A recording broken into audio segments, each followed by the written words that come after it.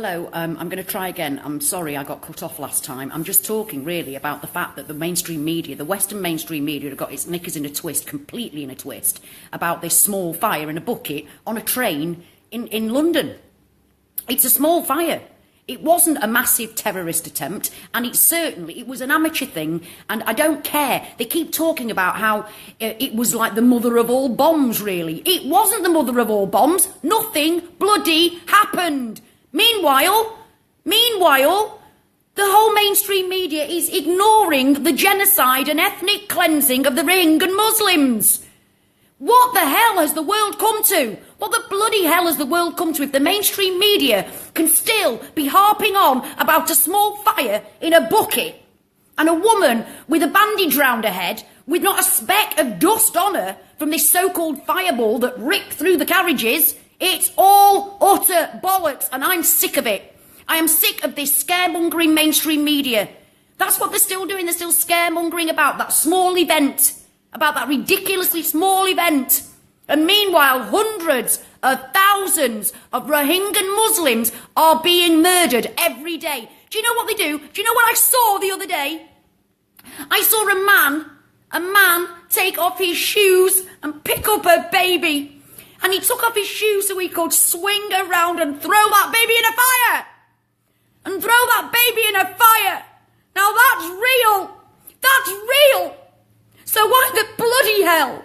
Why the bloody hell are the mainstream media ignoring that? How can they ignore that and concentrate on a poxy little fire that wasn't even a fire? It looked like a match had lit. I can't bear to see the suffering, and I can't bear to see this one-sided bullshit. We have to start standing up to our media. If you are still paying your television licence in Britain, stop! Because they don't deserve a bloody penny of it.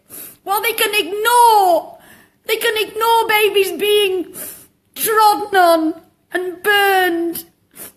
While they can do that, and concentrate on scaremongering and fearmongering about ISIS and Islamic terrorism.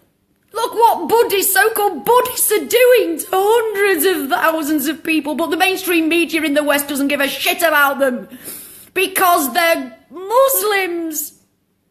They deserve to live in peace and have a land of their own. Or if they can't have a land of their own, at least be deemed as equal citizens. Equal citizens in the country that they're living in. What they're going to do? It seems to me like the UN and the West are just going to let them all die. Just going to let them all die. And there'll be no Rohingya left. And then they'll go, oh, we should have done something. Yes, you should. United Nations. Donald Trump, Theresa May, where are you? Where are you? Do something. What's the bloody point in the UN? What's the point in the UN? Yes, it's genocide. Yes, it's ethnic cleansing, but we're just going to sit here and do bugger all. If you could see the things that I've seen. If the mainstream media actually showed you what is happening there instead of their 5-minute little supposed news story. I can't bear any more of it. I can't bear to live in a world where some people are more important than other people. It doesn't matter what your religion is. It doesn't matter how wealthy you are. There is no one person any more important than another. No one. So please, if you're seeing this, speak out for the Rohingya Muslims before there's just none of them left. Share what you find on the internet. Share it, but please make sure it's the real thing. Please make sure it's really Rohingya, because I have seen a few posts that aren't Rohingya. It doesn't mean they're any less disgraceful and barbaric, but they're not.